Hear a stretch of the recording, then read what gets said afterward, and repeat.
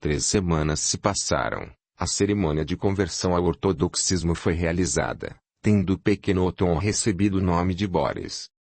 Além disso, para que nunca mais se ouvisse o odioso nome Barinkaupt, o velho boiardo resolveu dar ao menino o sobrenome Lodygin. De acordo com a sua promessa, dentro de 4 meses Kulitchev chegou, trazendo notícias sobre a funesta batalha com os alemães, junto às muralhas de Ivangorod, cujos arrabaldes e cercanias foram pilhados e queimados. Nesta batalha, morreu seu tio, o voivoda Loban Kulitchev. A segunda notícia, comunicada somente a Andrei Semyonovich, era a respeito de Barinkaupt, que não morrera, como todos pensavam. Kulitchev o tinha visto por ocasião do último combate. Ele lutava nas primeiras fileiras, destacava-se pela fúria extraordinária, não poupava ninguém e espancava, inclusive, os feridos. Porém, para o maior assombro do boiardo, o cavaleiro vestia a capa da ordem. A conselho de Andrei Semyonovich, Kulitchev resolveu omitir esse fato para Olga, a fim de não perturbar a felicidade e tranquilidade da jovem mulher. Além disso, Ivan Andreevich tinha pedido a Lodygin, a filha em casamento, o que foi consentido com alegria. Desta forma, o jovem boiardo queria aproveitar sua estada em Novgorod para festejar os esponsais. A notícia sobre o marido podia perturbar Olga, embora a admissão do cavaleiro na ordem fosse equivalente ao divórcio. No dia seguinte, Ivan Andreevich, aproveitando o momento oportuno, quando estava a sós com Olga, sentou-se ao seu lado, pegou suas mãos e disse: "Durante esses meses em que estivemos separados, lembraste de mim, Olga Andreevna, mesmo que fosse uma vez ou outra. Todos os dias eu rezava por ti, pedindo ao Senhor e à Santa Virgem para te poupar de todas as desgraças e infelicidades", respondeu, baixando os olhos. Kulitchev apertou fortemente a mão dela. "Tuas orações foram ouvidas. De todas as batalhas sai são e salvo. Mas desejo, Olga Andreevna, receber de ti não apenas orações. Comecei a te amar com todo o coração e pergunto francamente: tu me amas o bastante para tornar-te minha esposa e mãe de meus filhos?" Olga, com embaraço, levantou os olhos para ele e, deparando-se com o olhar amável e bondoso de Ivan Andreevich, inclinou a cabeça sobre seu peito. "Sim, também comecei a te amar e ficarei feliz em ser tua esposa. Juro que Natasha e teus filhos serão para mim como meus próprios filhos. E, de tua parte, promete-me que amarás meu Boris, esquecendo ser-lhe um rebento, em parte, inimigo. Ele é teu filho, Olga, e isto é o suficiente para que ele me seja querido. Educá-lo-emos de tal forma, que ele será uma verdadeira alma russa." Um beijo ardente selou aquela explicação. Quando o velho voivoda soube que tudo se arranjara bem, sua alegria se tornou uma realidade forte e sincera. "Agora, na realidade, eu tenho de volta a minha querida filha e o passado, maldito seja, definitivamente cancelado e esquecido", exclamou, beijando os noivos. Depois de 6 semanas, as bodas se realizaram. Apesar de ser uma época sombria e incerta, apesar de haver guerras e constantes invasões inimigas, que devastavam o país, o voivoda decidiu festejar brilhantemente o casamento da filha. Trajando um vestido de brocado e tendo na cabeça um adorno alto, coberto de pedras preciosas, Olga estava maravilhosa como um dia de primavera. A alegria, que brilhava em seus grandes olhos castanhos e o constante sorriso de felicidade em seus lábios, embelezavam-na ainda mais. O sacramento majestoso do casamento ortodoxo, sem querer, fez reviver, em sua memória, a capela pequena e semi-escura do castelo de Barinkaupt, onde, um dia, pálida e desconcertada, ajoelhou-se ao lado do rude Henri, cujo olhar devorador a fazia estremecer. Naquela ocasião, era uma coitada, indefesa, inteiramente dependente do pai adotivo, que, além de levar sua mãe à sepultura, ainda a obrigou a pagar severamente pela sua proteção, forçando a união com um homem pelo qual não sentia sequer simpatia. Uma oração ardente de agradecimento exaltou-se da profundidade de seu pequeno coração ao Senhor misericordioso, que lhe concedera a graça tão milagrosa de modificar o seu destino. Timidamente, apertou a mão de Ivan Andreevich, cumprindo o ritual indicado pelo sacerdote. Foi quase uma semana inteira de banquetes e festividades. Ivan Andreevich partiu de Novgorod, deixando, por algum tempo, a mulher e as crianças na casa do sogro. Ele não queria expor a família aos imprevistos da guerra. Capítulo 3. Os soldados de Barinkaupt retiraram Henri e Christopher da casa envolta em chamas, notando neles ainda um sinal de vida, e levaram-nos para um acampamento alemão. A mágoa sofrida o golpeou terrivelmente. Barinkaupt não duvidava da morte da esposa, conhecendo a precisão de sua mão, considerava que um golpe assentado por ela, sem dúvida, seria mortal. Mas o que teria acontecido a Othon? Os inimigos o teriam aprisionado? Teria ele morrido sob os escombros da casa? Ou, talvez, faminto e sozinho, estaria vagando pelos arredores, ou mesmo pela cidade devastada. Entre os destacamentos livônios, que corriam de todos os lados em socorro a Narva, já evacuada pelos russos, chegou também o destacamento chefiado por Konrad Leventhal, que de imediato tomou para si a responsabilidade de cuidar do sobrinho, enviando-o, na primeira oportunidade, ao seu castelo para curar-se. Uma mudança profunda transformou Henri. Seu caráter tempestuoso se tornou calmo, pálido e sombrio. Por dias inteiros, permanecia calado na cama, ou ficava pensativo, sentado na poltrona junto à janela. Sobretudo este último pensamento o atormentava mais. Logo que Henri convalesceu bastante para montar a cavalo, foi para Narva e ordenou escavar os escombros da casa. Sob as ruínas, entre os muitos corpos carbonizados, foram encontrados 2 cadáveres de mulheres e um esqueleto de criança. Um deles, devido às incorreções da mão, foi reconhecido como pertencente à criada de Rosalinda. Porém Henri não sabia que uma pobre cidadã, para salvar-se dos russos, escondera-se com o filho no saguão de sua casa, e por isso, não duvidou que houvesse encontrado os restos mortais da esposa e do filho. O corpo da pobre e simples cidadã foi sepultado com todas as honrarias, como eram devidas à esposa do cavaleiro Barinkaupt. Não obstante a nostalgia e o vazio da alma, a natureza tempestuosa se sobrepôs, e novamente, à medida que se restabelecia, renasceu no corpo forte de Barinkaupt a necessidade própria de agir. O ódio contra os russos transbordante de sua alma, procurava uma vazão. Tendo adquirido a aversão à vida mundana, Henri resolveu ingressar na ordem e tirar vingança. Devido à influência do tio Konrad, a vontade de Barinkaupt se cumpriu imediatamente quando Kolitchev o viu sob as muralhas de Ivangorod. Henri já usava as vestes da ordem. Passados alguns meses após a batalha de Ivangorod, Barinkaupt foi a Spal a serviço da ordem e lá ouviu uma notícia que o fulminou como um raio. Uma vez, de visita a um amigo, veio a negócios um rico comerciante de peles e couro. Na hora da refeição, iniciou-se um diálogo e o negociante, entre outras coisas, mencionou que estivera em onde vendera maravilhosamente.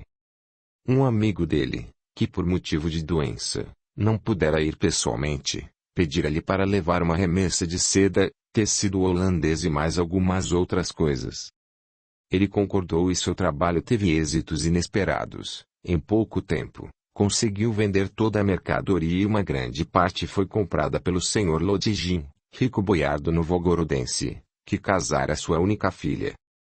A história dessa mulher é espantosa, acrescentou o negociante. Ainda, quando criança, ela e sua mãe foram capturadas por um destacamento de soldados alemães. O porquê delas não terem sido resgatadas, não sei, só sei que ela viveu aqui e dizem, inclusive, que se casou. Por ocasião do último ataque dos russos e arrasamento de todas as cidades e castelos de Narva até Revel, já não me lembro onde, mas parece que foi em Narva, Lodygin encontrou a filha e a levou consigo. Assim que a jovem mulher recuperou-se de um grave ferimento, ocorrido acidentalmente durante a luta, ele a deu em casamento ao seu amigo, o jovem voivoda de Ivangorod. Tive oportunidade de ver os jovens, quando saíam da igreja, depois do casamento. Uma moça bonita, loira com olhos maravilhosos e boiardo, um rapaz também muito bonito. Pareciam estar completamente apaixonados. Durante a narração do comerciante, ninguém prestou atenção na palidez mortal de Barenkaupt. O ruído da queda de um corpo forçou a todos se voltarem, só então é que viram Henri, sem sentidos, estendido no chão. Deus Supremo! Será que era a mulher dele? Como não desconfiei disso antes? Falou o anfitrião, levantando o Barenkaupt com a ajuda de todos. Enquanto faziam Henri recobrar os sentidos, o senhor do castelo contou ao negociante tudo que lhe era conhecido sobre Rosalinda e sua morte precoce. Voltando a si, Barenkaupt, com a voz rouca e entrecortada, começou a crivar o mercador de perguntas, porém este, nada mais sabia. Contudo, sua história, a descrição da figura da noiva, não deixaram nenhuma dúvida em relação à identificação de Rosalinda. Nada mais perguntando, Henri, pálido como a morte, despediu-se rapidamente e voltou para casa. Impossível descrever o que se passou em sua alma. Então a esposa estava viva e pertencia a outro, precisamente, ao bandido que a raptou, perante seus olhos. Ah! Imbecil, insensato! Ele mesmo revogou-se o direito a Rosalinda, ao tomar o hábito da ordem, que naquele momento, mais o atormentava. Durante alguns dias, Henri achava que ia enlouquecer. Um terrível ciúme atormentava sua alma indócil, a tal ponto que ele batia a cabeça contra as paredes e de seus lábios ressoavam gritos selvagens de desespero e raiva impotente. A excitação louca de Barenkaupt tranquilizou-se mais rápido do que se esperava. Ele ficou sombrio em seu estado, aparentemente, era calmo. Henri envelheceu de repente, devido ao ar desalentado e olhar lúgubre, que inspiravam aos amigos infelicidade e medo. Não obstante todos os conselhos, Barenkaupt retornou a Narva, onde passou o tempo todo a sós, evitando a convivência social, dominado por acessos de apatia fúnebre ou ira desenfreada. Dias inteiros não se afastou da janela, da qual se viam as torres cinzentas e pesadas da cidade inimiga. Além daquelas muralhas, vivia Rosalinda, adúltera, desonrada, traidora de todas as leis de Deus e dos homens, que tendo um marido vivo, ousou tornar-se mulher de outro. Oh! Se ele pudesse agarrá-los agora, embriagados de amor, enquanto ele, aqui, sofria um suplício infernal, então lhes daria tal castigo, que assustaria os próprios demônios. E 1000 planos dos mais ousados brotaram em sua imaginação excitada. No castelo de Narva, todos lamentavam sobre o destino do infeliz cavaleiro, mas não havia ninguém que partilhasse de seu ódio e sede de vingança, tão clara e sinceramente, quanto os seus 2 fiéis escudeiros, Christopher e Arnulf. Além da fidelidade a Barenkaupt, ambos tinham ainda razões pessoais para odiar os russos. O sombrio, orgulhoso e vingativo Christopher não podia perdoar e nem esquecer aquelas zombarias e ataques ofensivos suportados em Ivangorod. Arnulf, durante a última matança em Narva, perdeu a esposa, irmã e 2 filhos, de forma que em sua alma, encerrava-se uma sede insaciável de vingança tal qual na de Barenkaupt. Os 2 escudeiros discutiam frequentemente com o viúvo e, uma vez, quando Henri, como de hábito, estava à janela devorando com os olhos as muralhas inacessíveis da desagradável fortaleza, Christopher aproximou-se e perguntou em voz baixa, apontando para Ivangorod. Cavaleiro, o senhor desejaria penetrar o ninho dos bandidos? 10 anos de minha vida eu daria para ir até lá, observar o que fazem e cravar meu punhal no coração daqueles traidores, sibilou entre os dentes Henri. Christopher sorriu e, inclinando-se para ele, cochichou-lhe algo no ouvido. Henri escutou com atenção, brincando nervosamente com o cabo do punhal. Teu plano é bom, pensarei nele, disse quando Christopher acabou. Ainda conversaremos sobre isto. Depois desse dia, Henry ficou, aparentemente, mais calmo. Por horas inteiras, conversava com os dois escudeiros, que todas as noites, saíam para algum lugar, carregando, escondidos sob as capas, embrulhos misteriosos bastante volumosos. Naquele tempo, o grão-mestre da ordem, Walter von Plettenburg, esteve em Narva de passagem. Henry foi ao seu encontro e implorou para ser ouvido. Fale, meu irmão. No que depender de mim, de bom grado, serás atendido, pois estou sabendo que uma grande desgraça ocorreu contigo, respondeu Plettenburg, olhando com interesse para o rosto pálido e esgotado de Henry e para seus olhos sombrios e funestos. A amargura que me visita é o castigo justo pelos meus pecados e crimes, surdamente respondeu Barenkaupt. Para abrandar a ira divina e acalmar a própria consciência, resolvi submeter-me à provação dos eremitas por todo o tempo que o Senhor me indicar. Vim pedir-te permissão para executar minha promessa. Audiolivro realizado pelo canal Surya Chand Audiobook. Deus me guarde de obstruir, de alguma forma, os trabalhos para a salvação de tua alma, mas meu dever me obriga a fazer algumas considerações, disse o grão-mestre. Primeiro, pensaste em todos os sofrimentos expiatórios que estás querendo impor sobre ti. A clausura numa cova é funesta para a saúde, o homem não pode viver sem ar e luz. Tornar-te-ás incapaz.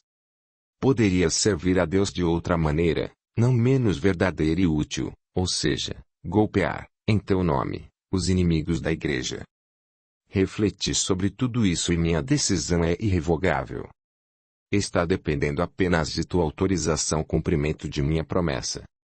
Com oração e penitência, quero descer ao abismo, denominado sepulcro, que fica perto das muralhas do castelo. 2 servos antigos e fiéis desejaram dividir comigo minha expiação voluntária. Um guarda, devidamente instruído, todos os dias baixará os alimentos.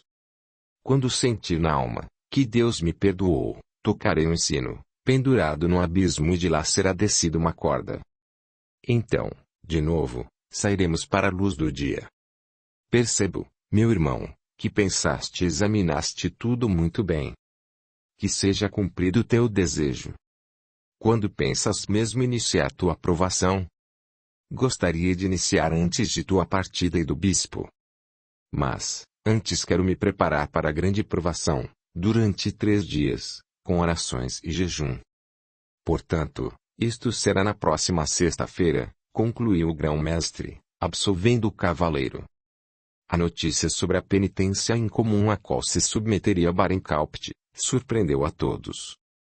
Uns se indagavam qual o crime que ele poderia ter cometido, para exigir de si mesmo uma promessa tão extraordinária, outros simplesmente o tinham como louco. Todavia o que mais assombrou a todos, foi o fato de ele ter encontrado 2 companheiros, para segui-lo em tal proeza.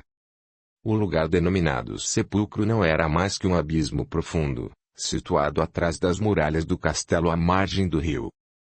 Era possível alcançar o abismo pelo interior da fortaleza, através de uma passagem aberta nas muralhas. O caminho terminava em uma porta, pela qual eram lançados ou baixados no abismo os condenados, dependendo de a sentença julgar a morte rápida ou por fome. Há muitos anos não se realizava uma execução desse gênero, porém, sobre a porta, era mantida uma roldana em ordem, na qual estava pendurada, por correntes de ferro, uma pequena plataforma de madeira, que servia para baixar ao encontro de uma das mortes mais terríveis, os infelizes condenados pelas leis bárbaras daquele tempo. 3 dias e 3 noites, Henry passou em orações e jejum. Na manhã do dia em que deveria, por tempo indeterminado ou para sempre, abandonar o mundo dos vivos, ele e os 2 acompanhantes foram à catedral, receberam a comunhão das próprias mãos do bispo e, depois, os 3 permaneceram no templo até altas horas da noite. Toda a população de Narva estava acordada, aglomerando-se pelas ruas, desejando ver a procissão fúnebre, iluminada por achotes, que marchava da catedral em direção ao castelo. Na frente, entoando salmos, arrastava-se uma longa fila de monges, portando velas acesas. Atrás deles, com paramentos fúnebres, os padres e o bispo. A seguir, com a cabeça baixa, vinha Barancalpte. Vestia uma armadura negra, na cabeça, um capacete sem plumas com a viseira erguida e por cima da armadura, cobria-se com a batina monástica. Cristoforo e Arnulfo seguiam Henri, usando também a mesma batina. Encerrando a procissão, vinham os cavaleiros seculares livônicos. O cortejo provocou impressões penosas e indescritíveis na multidão, que lotava as ruas e se benzia com veneração. Os homens descobriam as cabeças e as mulheres ajoelhavam-se chorando. Aquele homem jovem, orgulhoso, rico, cercado de todos os bens materiais, que se enterrava vivo, impressionava a todos, causando pena e horror. Na entrada para o corredor estreito, onde não era permitido passar, a procissão parou e os cavaleiros, em fila, começaram a se despedir de Henri, abraçando-o ou trocando com ele apertos de mão. Depois, o bispo, o grão-mestre, Henri e seus companheiros, juntamente com 2 sacerdotes e alguns cavaleiros com achotes nas mãos, entraram na passagem estreita da muralha. Na frente deles, havia uma porta pequena, revestida de ferro. Henri ajoelhou-se perante o bispo e este, mais uma vez, dirigiu-lhe um sermão de despedida. Lembrou a Barancalpte, que ainda era tempo de mudar de opinião. Aos 2 acompanhantes, ressaltou que deveria manifestar-se, caso não estivessem seguindo voluntariamente. Mas os 3 responderam que a decisão deles era inabalável e seu cumprimento se devia unicamente por vontade pessoal. Então, o bispo os abençoou, dando-lhes o crucifixo para beijar e ordenou a abertura da porta. Que Deus vos ajude, meus filhos, amparando-vos nesta pesada provação e que salve vossas almas.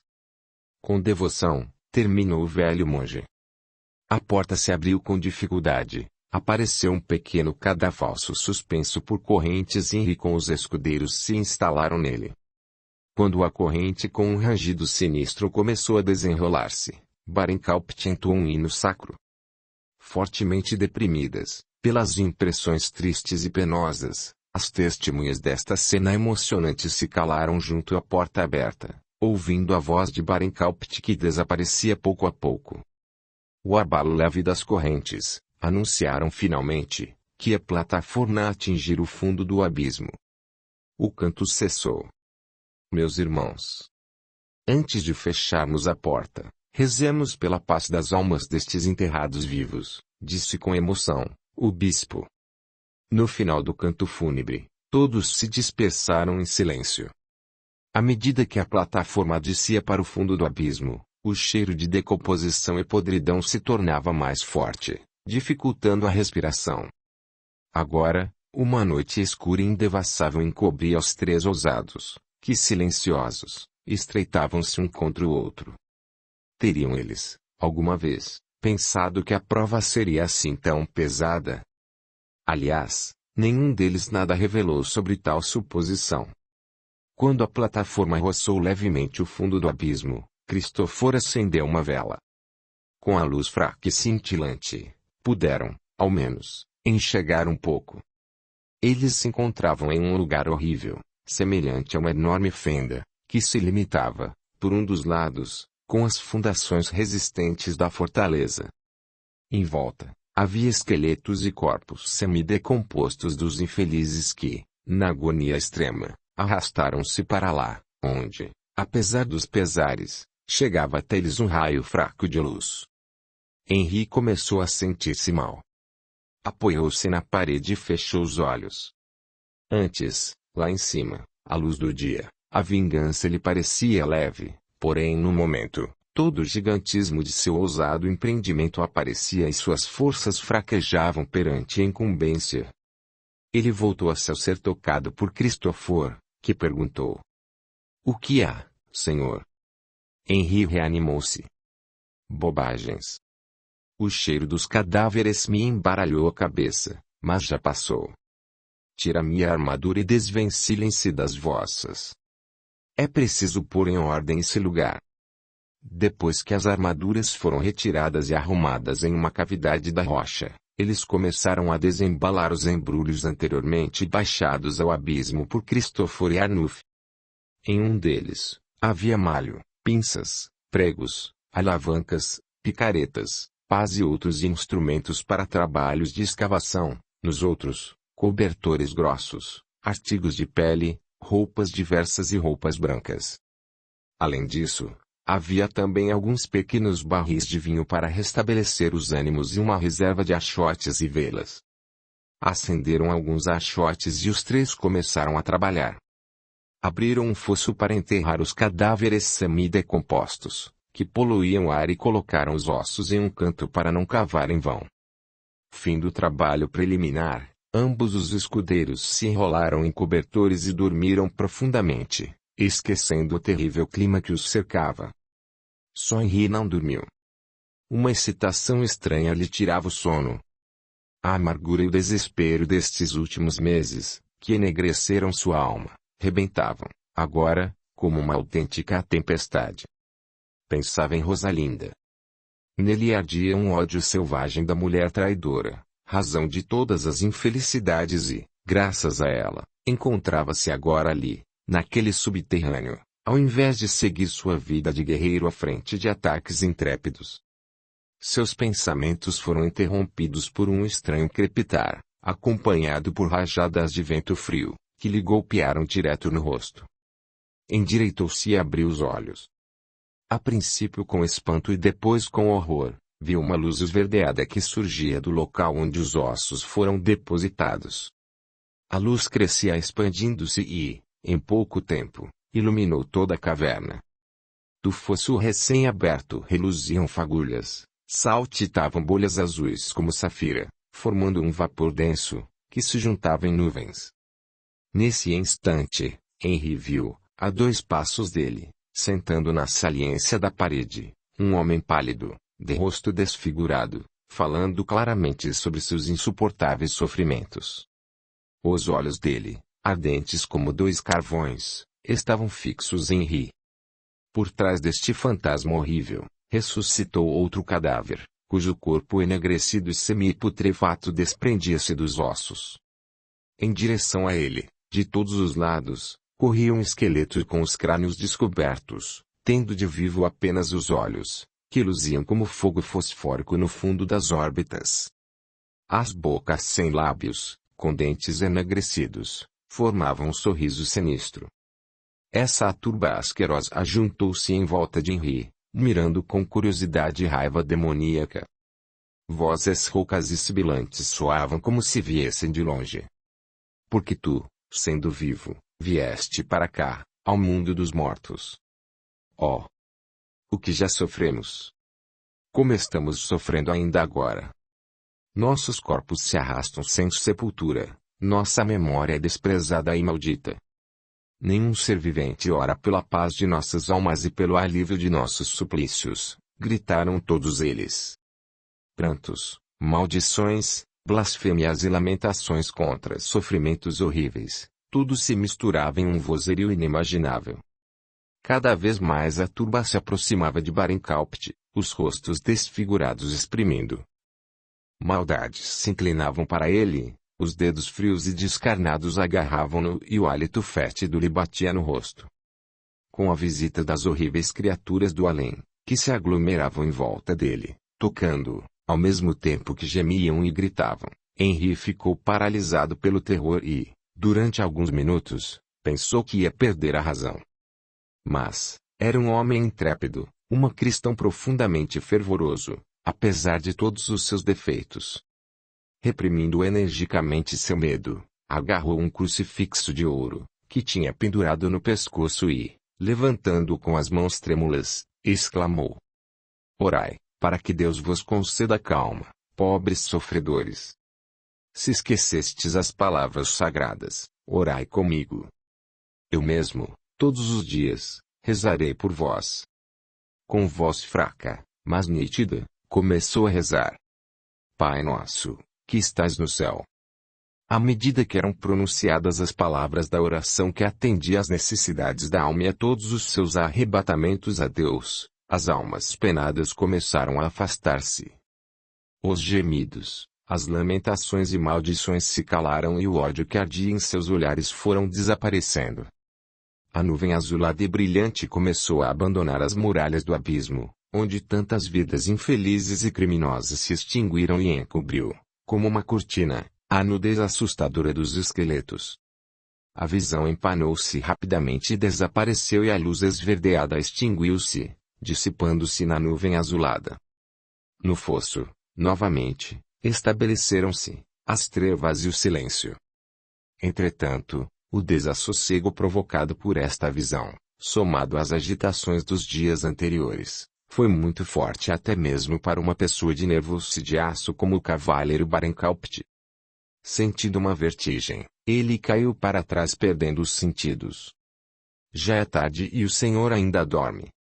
Está na hora de começarmos o trabalho, disse Christopher, sacudindo Henry, que jazia imóvel em seu cobertor. Sentindo o toque, Barancalpt endireitou-se e passou a mão pelos olhos. Será mesmo tão tarde? Na torre bateram agora 6 horas. Tens razão. Serve-me o vinho e é o trabalho.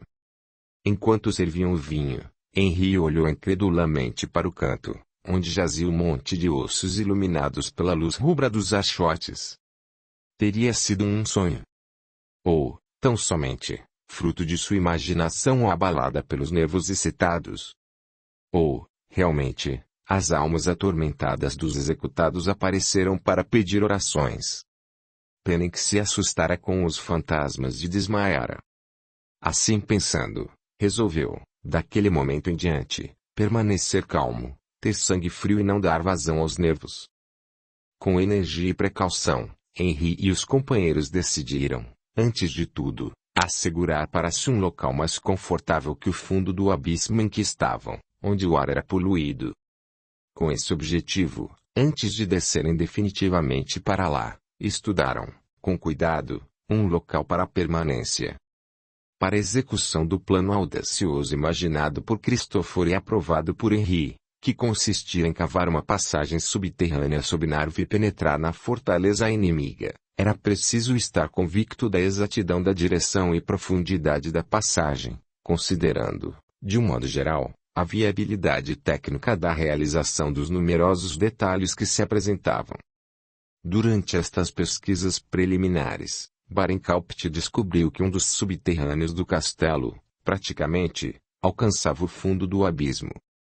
Neste subterrâneo, outrora ocorrera um drama terrível e sangrento entre 2 cavaleiros da ordem, por causa de uma mulher, que eles raptaram e disputaram entre si. Tinha-se em conta que eles estivessem enfeitiçados, pois desde que os 2 cavaleiros lá morreram e sob a influência deste exemplo nefasto, aconteceram muitos suicídios e os suicidas, cada vez mais, escolhiam exatamente o subterrâneo fatídico para a execução de seus intentos. Sabendo disso, embora no subterrâneo houvesse uma quantidade enorme de objetos diversos e antigas armas de guerra, o grão-mestre da ordem mandou emparedar sua entrada, não tocando em nada. Henry resolveu utilizar esse mesmo subterrâneo, para lá instalar-se com seus companheiros, acreditando que naquele lugar, ninguém os incomodaria e qualquer ruído suspeito seria atribuído aos fantasmas. Seu primeiro trabalho era abrir na muralha uma passagem pela qual pudessem penetrar no local escolhido. Graças à assiduidade e energia, o trabalho avançou com rapidez e, depois de 3 semanas, atingiram o subterrâneo, ficando surpresos com o que lá encontraram. Acontece que os cavaleiros criminosos armazenaram lá para a mulher amada muitas coisas que proporcionaram uma comodidade inesperada para a vida de nossos enclausurados. Além disso, o subterrâneo tinha uma vantagem preciosa. Sua pequena janela redonda se abria sobre Narva e dava acesso ao ar fresco.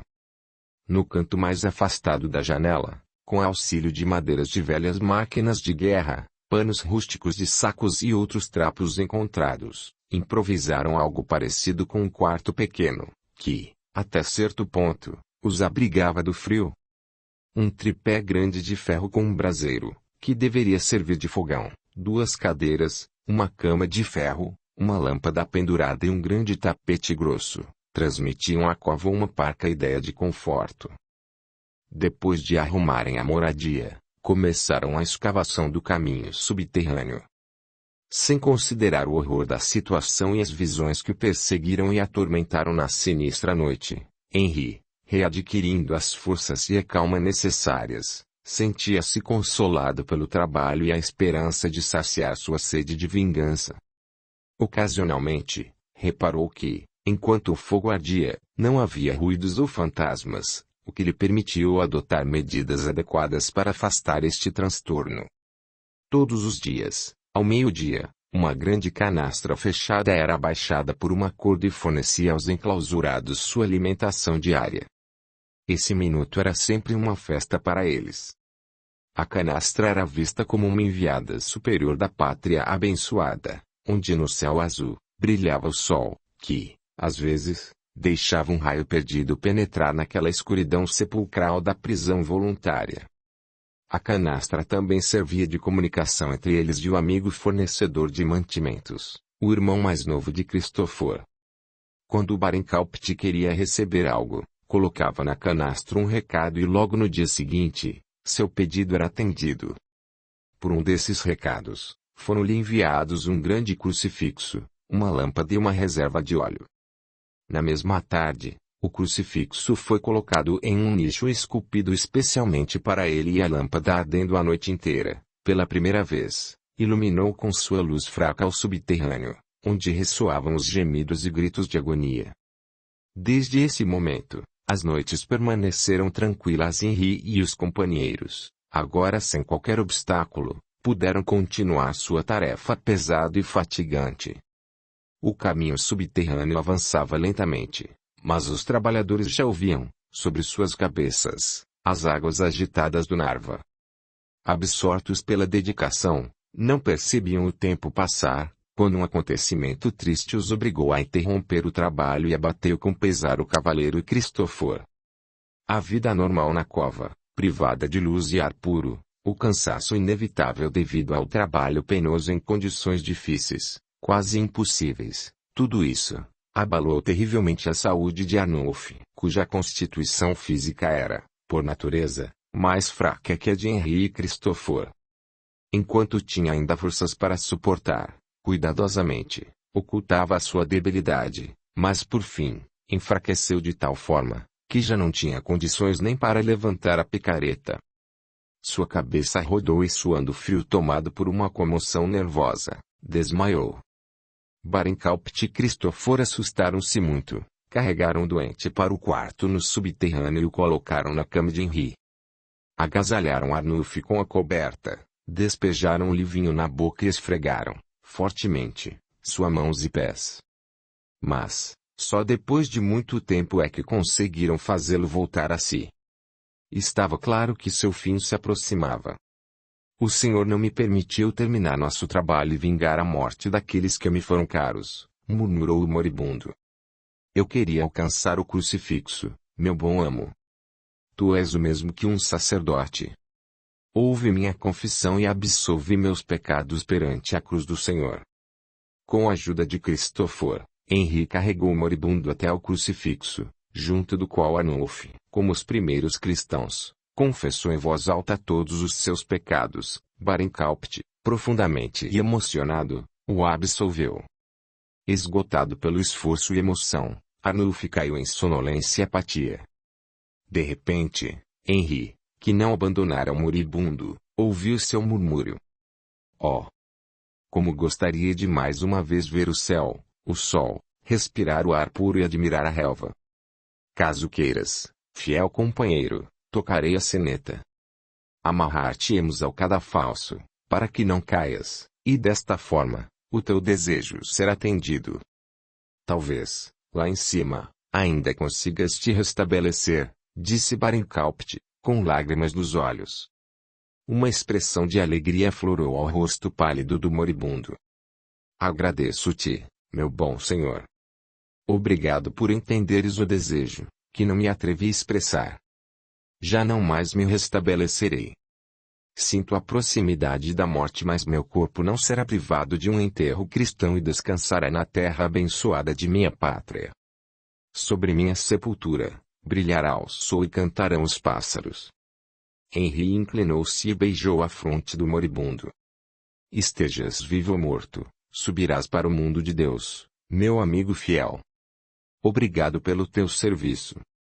O som forte de aviso da sineta do abismo, como era denominado aquele lugar, alarmou todo o castelo.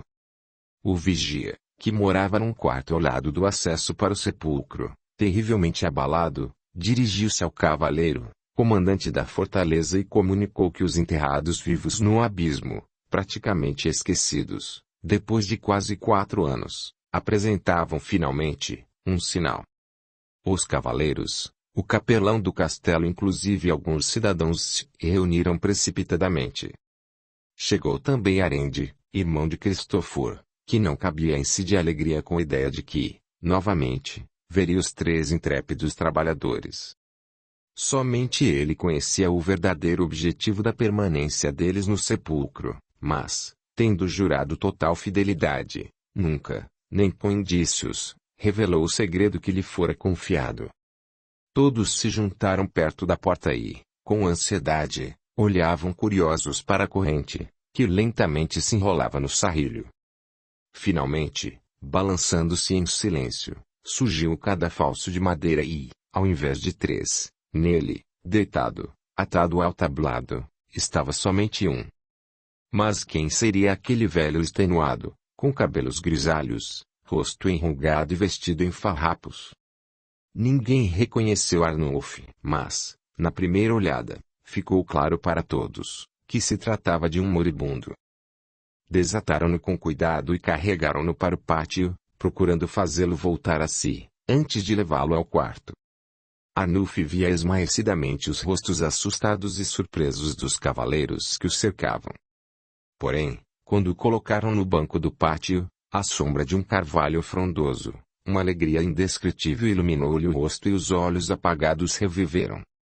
De novo, via a relva, o céu, o ar diáfano e a luz do sol. Notando seu esforço para levantar-se, o capelão o amparou oferecendo-lhe um crucifixo. No momento preciso em que Arnulf, com fé e veneração, beijou a cruz, sua alma partiu. Arnulf morreu, frustrando a curiosidade geral. Até aquela ocasião, ninguém sabia nada sobre os efeitos da permanência dos corajosos homens no sepulcro, porém ficou claro para todos, os resultados consequentes daquela provação a que se impuseram voluntariamente. Depois que transportaram o corpo do morto para a capela do castelo, todos se dispersaram silenciosamente. O sepultamento realizou-se no dia seguinte. Não querendo perdê-lo, estavam presentes muitos cavaleiros e uma grande quantidade de cidadãos. A cerimônia distinguiu-se por tamanha solenidade, que mesmo o falecido jamais sonhara em vida. Não obstante a grave impressão causada por este acontecimento, em pouco tempo, começaram a esquecê-lo. Como Barincalpt e Cristofor não deram nenhum sinal, com o passar do tempo, também deixaram de pensar neles. Não os esqueceu contudo, o fiel Arende, fornecedor diário da canastra com provisões e vigia cuidadoso do sino, orientado a dar o alarme quando soasse. Durante estes anos, a vida de Olga transcorrera feliz em paz. Do voevoda, deu à luz 2 filhos. Marido e mulher amavam com paixão os meninos, embora não os privilegiassem perante os mais velhos. Boris, ou na verdade Othon Barincalpt, era agora um rapaz de 17 anos, muito parecido com o pai. Os mesmos cabelos negros de Henri, o mesmo nariz afilado e a mesma coragem e amor às aventuras, porém a educação recebida deu a seu caráter outra nuance. De sua infância, Othon guardara somente uma vaga lembrança da figura do pai, que restara gravada em sua memória. Reportava-se aquele instante em que ele quase matara sua mãe quando a atacara com um golpe de punhal. O rosto desfigurado e ensanguentado de Barincalpt, sua luta furiosa com Ivan Andreevich e todo o quadro sombrio da briga, juntamente com a casa em chamas, deixaram na criança uma impressão indelével, em seu coração infantil, tinha o pai como culpado de tudo o que se passava e guardava dele uma lembrança detestável. Por isso, adorava o avô e o padrasto, cuja bondade e condescendência para com ele eram ilimitadas. Tornou-se um russo ortodoxo de corpo e alma. Odiava os alemães com tal sinceridade, que para aqueles que sabiam de sua ascendência, era quase cômico ver tão puro patriotismo russo naquele filho do cavaleiro Livônio. Natasha tornou-se uma moça encantadora e relacionava-se muito bem com os irmãos. Olga morava ora com o pai, ora em Ivangorod, mas preferia viver em Novgorod, preferência, também compartilhada pelos filhos. Para eles era muito agradável correr e brincar nos grandes jardins do velho voivoda, que nunca os repreendia pelo barulho, vozerio e risos, ao contrário, florescia de felicidade, quando era cercado pelos netos. Olga nutria por Ivangorod preconceitos devido à sua proximidade a Narva, que lhe despertavam sobre o primeiro casamento lembranças duras, que sufocavam seu coração com recordações angustiosas. Não que ela temesse algo, pois para ela, Barinkaupt estava morto, caso contrário, tinha certeza de que há muito já teria aparecido para se vingar. A razão dessa algeriza era um sonho ocorrido na primeira noite que, como futura esposa de Kulitchev, dormira em Ivangorod. De algum lugar da terra, ela viu Henri surgir, agarrá-lo e levá-lo a um abismo sombrio. Em vão tentava escapar do horror insano. A mão de ferro de Barinkaupt a jogou na terra úmida e fria. Depois, sentindo uma dor aguda no flanco, gritou estridentemente e acordou, banhada em suor. Este sonho, que Ivan Andreevich achou cômico, causou nela uma impressão tão forte que Ivangorod se lhe tornou repulsiva. Frequentemente, rogava ao marido para se mudarem. Largaria ele o serviço em definitivo e partiriam para a região de Moscou. Ivan Andreevich, por muito tempo, permaneceu surdo aos pedidos da esposa. Ele amava o serviço e a fortaleza que governava, mas quando um antigo ferimento começou a molestá-lo, lhe veio a ideia de pedir ao grão-senhor uma licença para descanso. Como tudo estava calmo e os cavaleiros livônios também tinham se aquietado, ele poderia confiar a província a outro boiardo e viajar a Moscou para repousar e pôr em ordem seus negócios. A princípio, durante sua ausência, queria enviar a família para Novgorod, mas desistiu de ideia, devido à impossibilidade de viagem de uma das crianças, que mal tinha se recuperado de uma doença perigosa. Nenhum perigo ameaçava a família. Em Ivangorod, havia muitos soldados, a fortaleza era fortemente guardada e também os arredores eram vigiados por uma significativa tropa de guerreiros. Quer apoiar o canal? Então deixe o seu gostei, e se inscreva, para que o YouTube possa avisá-lo das próximas postagens, e assim também, que estes audiolivros cheguem a mais pessoas. Gratidão. Capítulo 4. Durante alguns dias, após o episódio com Arnulf, o trabalho no sepulcro transcorreu devagar. A tristeza e o desânimo dominaram Henri e Christopher. Eles sentiam a ausência do companheiro fiel e a realização do trabalho idealizado tornou-se mais penosa. Não obstante sua natureza intrépida, Barinkaupt e seu escudeiro foram atingidos pela fraqueza espiritual. Mais sombrios e silenciosos, pegaram a pá e a picareta e o trabalho, embora lentamente, prosseguiu. Finalmente chegou o trecho em que a passagem subterrânea alcançou a margem oposta do rio Narva. Pelo plano traçado pelos cavaleiros, o túnel começava a subir. Agora, o trabalho exigia uma enorme cautela, porque eles se achavam no interior da fortaleza inimiga e corriam o risco de saírem a algum ponto indesejável e serem descobertos.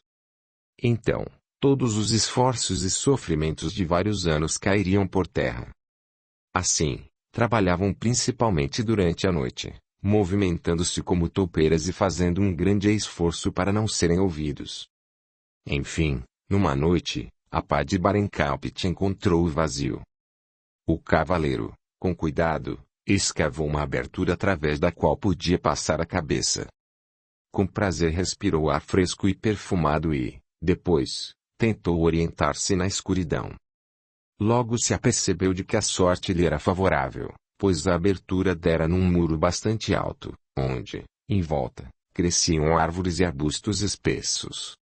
Ao que tudo indicava, encontrava-se em algum jardim. Henry, com impaciência, alargou a abertura, saiu descalço e, arrastando-se, atravessou a moita. Não foi muito longe, mas conseguiu ver que o jardim não era muito grande. Estava junto de uma casa e, bastante próximo, havia um portão largo, trancado com um simples ferrolho.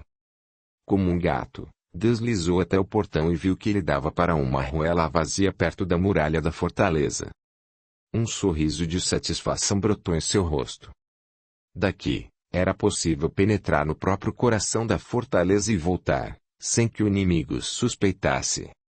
Retomando ao subterrâneo, Barincalpit pediu a Christopher alguns conselhos. Então, resolveram alargar a abertura e construir uma porta levadiça, camuflada com grama. Depois de 2 noites, o trabalho ficou pronto. Barincalpit, deixando Christopher de guarda na saída, foi até o jardim para tentar descobrir a quem pertencia aquela casa. A noite estava escura e sem lua e Barincalpit, descalço, como uma sombra, penetrou nela encontrando um balcão de madeira que tinha 2 bancos laterais. A porta do balcão não estava trancada e Henry projetou-se num grande cômodo iluminado por uma lâmpada, cuja mesa estava servida.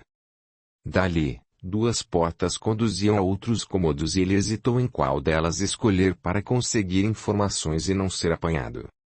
A primeira porta dava para um corredor que, supostamente, conduziria ao quarto dos criados. A outra, dava para um quarto ricamente decorado onde, pelo chão, espalhavam-se brinquedos. Devido ao silêncio, profundo e alentador, e às luzes das lâmpadas acesas dos ícones, Henry pôde, facilmente, continuar suas pesquisas.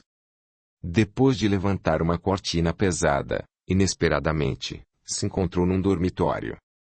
Em sua frente, em um canto, estavam pendurados alguns ícones grandes, com molduras douradas, decoradas com pedras preciosas. A luz suave das lâmpadas penduradas na frente das imagens iluminavam os escritos bizantinos dos santos, cujos olhos imóveis pareciam observar severamente o audacioso invasor. Ele se inclinou para ver melhor a adormecida, e de repente, cambaleando, recuou, mal contendo um grito de surpresa. Naquele minuto, parou como um ébrio, apoiando-se contra o umbral da porta. Era Rosalinda que dormia. A traidora que o condenara a tais suplícios. O próprio anjo da guarda o guiara e conduzira direto ao objetivo. A casa do raptor de sua felicidade. Retendo a respiração, Henry se dirigiu a uma toalha bordada, pendurada na parede, e, depois, retomou a cama, segurando com uma das mãos a toalha e, com a outra, um pequeno punhal que sacou do cinturão.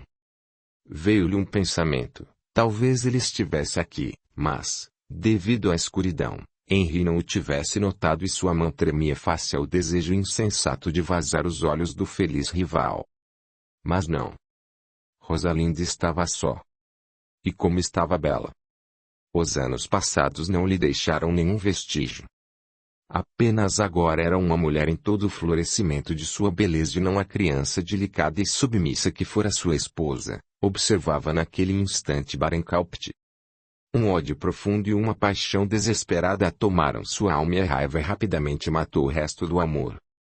Tapando agilmente a boca da adormecida com a toalha e com a outra extremidade cobrindo seus olhos, ele a agarrou nos braços, levando-a para fora do quarto, apesar da resistência enérgica e desesperada de Olga, que despertara bruscamente. Mas o que podia fazer face às mãos de ferro que a seguravam? Depois de 5 minutos, Barincalpit desapareceu com sua vítima para a passagem subterrânea, onde Christopher, logo em seguida, fechou a porta levadiça. Vê quem eu trouxe. A própria traidora. Com um único golpe, acertei o inimigo direto no coração. Olga desmaiou e estava imóvel nas mãos de seu raptor. Chegando ao sepulcro, Henry colocou sobre a terra sua presa e tirou a toalha que envolvia. Ele a olhava com alegria profunda. Finalmente, chegou a parte por muito tempo desejada da vingança. Agora estás em minhas mãos, traidora desprezível, dar-te-ei suplícios tais que repararão tudo aquilo que suportei. Depois, voltando-se para Cristofor, ordenou: Arma-te, Cristofor, ajuda-me, ainda hoje à noite retomaremos ao mundo dos vivos, porque nosso trabalho está perfeito. Antes, temos que fazer a bela amada do voivoda recobrar os sentidos e instalá-la aqui com o mesmo conforto de que usufruímos, finalizou sorrindo. Henri vestiu sua armadura enferrujada e aproximando-se do nicho onde estava o crucifixo e ardia a lâmpada, fixou-a na parede com um malhadeiro. Depois, pegando uma caneca com água, borrifou o rosto de Olga. Esta estremeceu e abriu os olhos. Estupefata e muda, olhava para ele. Quem seria aquele homem, vestido com uma armadura enferrujada, de barba descuidada e cabelos grisalhos, cujas melenas se lhe escapavam pelo capacete? Seu rosto pálido e extenuado era iluminado por um par fumegante de olhos selvagens e maus, que a fitavam. Neste meio tempo, apesar da mudança horrível na aparência de Henri, Olga o reconheceu. Henri? Estás vivo! Gritou ela com horror. Ah! Reconheceste-me, minha maravilhosa e fiel esposa? Não esqueceste meu nome nos braços de teu amante? Disse Barincalpte, soltando uma gargalhada feroz. Perdoa-me, Henri. Pensava que estavas morto e retornei à casa paterna, murmurou Olga com a voz desanimada, sobressaltada sob o olhar duro, repleto de ódio do marido. Pensavas que morri? E nem perdeste, claro, tempo para ter certeza disto, imprestável. Rompendo com todas as leis de Deus e dos homens, ousaste, com o marido vivo, casar-te com outro, abjurando teu dever e tua fé, respondeu com desprezo Henri. Mas chegou a hora da vingança, continuou ele. Agora, pagar-me-ás por todo o ciúme e sofrimentos infernais, pelos quais passei. Agora, este é teu teto conjugal, pois esta cova fétida, durante longos anos, serviu-me como moradia. Com minhas próprias mãos, cavei um caminho até ti, de agora em diante, morarás no fundo deste abismo, enquanto não sucumbires, enquanto não murchar tua beleza, que deleitava teu amante, enquanto não embranquecerem teus cabelos, como embranquecerem os meus, enquanto tua pele acetinada não se cobrir de rugas e as lágrimas ofuscarem os olhos infiéis que roubaram minha alma. Enlouquecida de terror, Olga se lançou de joelhos, estendendo-lhe a mão. Clemência! Suplicou. Clemência! Ainda tens coragem de pedir clemência? Por piedade, poderia matar-te, porque a morte seria uma libertação, mas não te concederei esta graça. Penarás aqui, a alguns passos de teu amante, que jamais suspeitará em que lugar te encontras. Vigia, como um cão acorrentado, este lugar terrível, onde muito sofri devido ao frio, às trevas e às privações do corpo e da alma.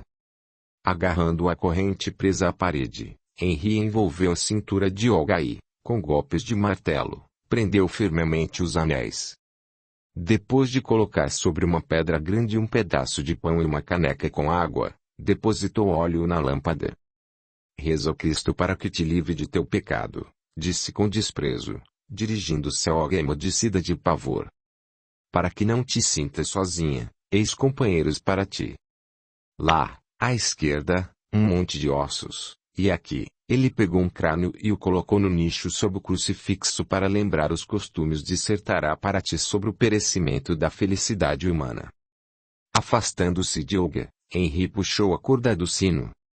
De longe, ouvia-se o tilintar tristonho, que tirou Olga de seu torpor. Horrorizada com a ideia de ficar só naquele terrível subterrâneo, repleto de esqueletos, ela se pôs a soluçar. Piedade, Henri, exclamou. Não me deixes. A vida aqui é pior do que qualquer tortura. Tenho pavor de estar entre estes esqueletos.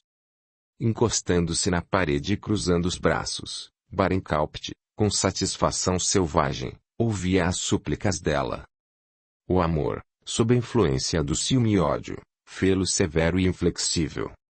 A piedade que tenho por ti é a mesma que tiveste por mim. Abandonar-te-ei, como me abandonaste.